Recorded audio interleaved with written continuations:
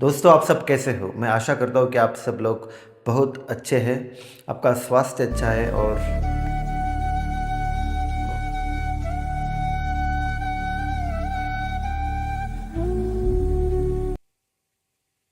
Sorry.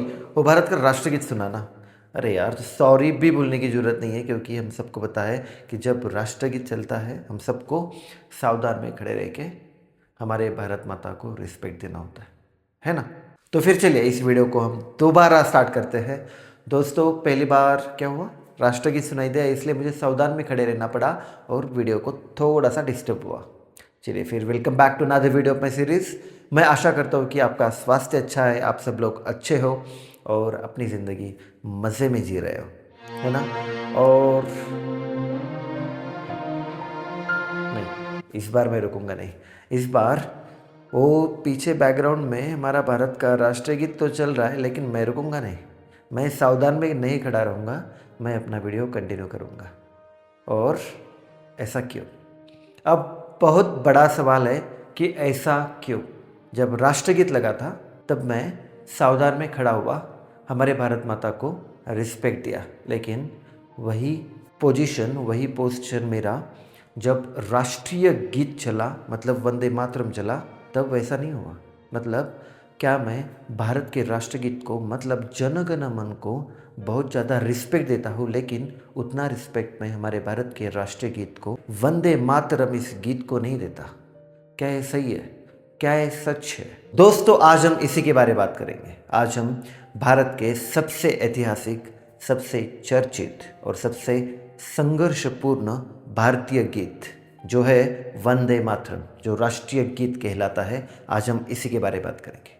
दोस्तों, ये कहानी है और ये कहानी सिर्फ उस गीत के बारे में नहीं है। तो ये कहानी है भारत के इतिहास की, भारत के धर्म की, भारत के राष्ट्रीय भावना की, एक भारत के संघर्ष की। तो आज हम यही पता करेंगे कि कहाँ पे वंदे मातरम ने, हमारे भारत के राष्ट्रीय गीत ने इतना अच्छा है लेकिन फिर भी कहाँ पे ठेच खाई और कहाँ पे जन गण मन से पीछे रह गया। क्योंकि जन गण मन को इतना ज़्यादा रिस्पेक्ट, सारे खड़े रहते हैं जब भी गाना बजता है लेकिन वंदे मातरम के साथ ये सारी चीज़ें नहीं होती। तो फिर ऐसा क्यों? Let's hear this. दोस्तों, वंदे मातरम सिर्फ एक गीत नहीं है, बल्कि एक कई अलग अलग रूपों से गुजरा हुआ है। ये गीत जो है वो लिखा है बंकिम चंद्र चटर्जी ने। अब उनका ये सर्वश्रेष्ठ गीत नहीं था, उनका ये सबसे प्यारा गीत नहीं था, फिर भी ये सबसे ऐतिहासिक और सबसे विवादित गीत हुआ। ऐसा क्यों?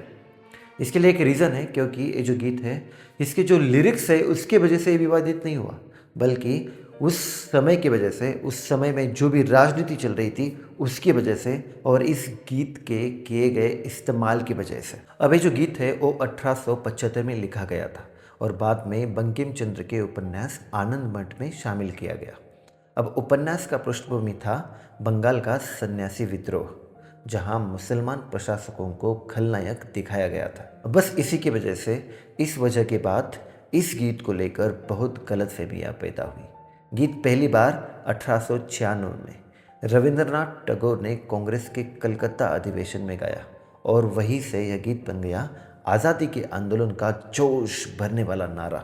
और फिर ब्रिटिश सरकार ने इसे खतरनाक माना, गीत पर बैन लगाया और कई नेताओं को इसके गाने पर गिरफ्तार भी कर लिया। और फिर सारे प्रांतों में कांग्रेस की सरकार बनी ना, तो फिर सारे सरकारी कार्यक्रम में ये जो गीत है वो गाने जाने लगा और बस इसी की वजह से एक शुरू हुआ नया विवाद। और आपको तो पता है कि तब कांग्रेस थी एक साइड पे और एक साइड पे था मुस्लिम लीग, और इन दोनों में राजनीतिक तनाव अलग लेवल पे जा चुका था।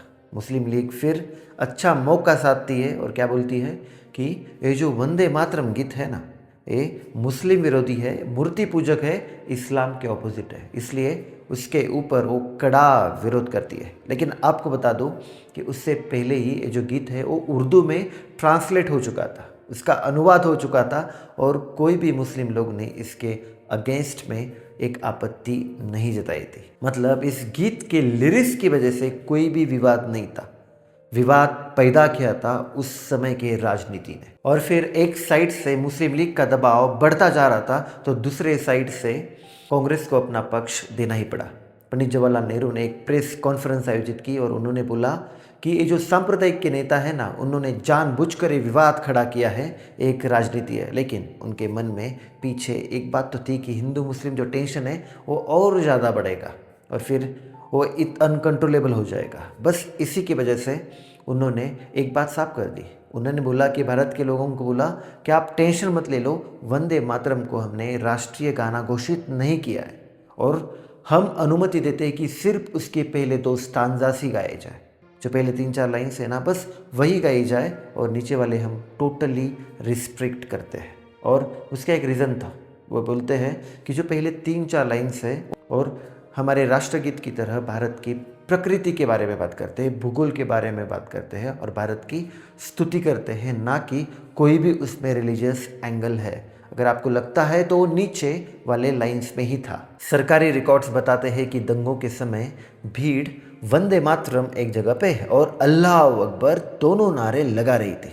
यानी गीत दंगों में एक उकसाने वाले नारे की तरह इस्तेमाल होने लगा। असल समस्या गीत नहीं था, समस्या थी इसका गलत समय पर गलत उपयोग। गांधी जी ने भी इस पर गहरी चिंता जताई थी। 1946 के बाद जैसे जैसे दंगे बढ़े वैसे वैसे यह गीत 2 बिल्कुल अलग छवियों में बढ़ गया। और एक थी राष्ट्रीय छवि जहाँ पे ब्रिटिश विरोध आज़ादी की लड़ाई और जोश था, और दूसरी पे सांप्रदायिक छवि जहाँ पे दंगों में इस्तेमाल होने वाला नारा। और बस यही दोहरी पहचान इस गीत की कठिन किस्मत बन गई। अब कहानी आती है 1950 की। संविधान सभा को अब तय करना था कि भारत का राष्ट्रगान क्या होगा।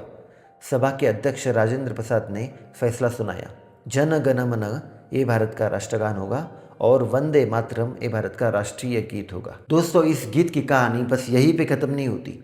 ये जो गीत है वो हमेशा विवादों में घिरता रहा। 1905, 1937, 1950 और आज भी इस गीत को लेके हमेशा विवाद हर जगह पे हम देखते हैं। इस गीत की किस्मत हमेशा से ही उलझी हुई रही, कभी राजनीति में, कभी राष्ट्रवाद में, कभी धर्म में, तो कभी दंगों में। दोस्तों, वंदे मातरम सिर्फ एक गीत नहीं है, ये भारत के इतिहास की सबसे दिलचस्प और सबसे जटिल कहानियों में से एक है।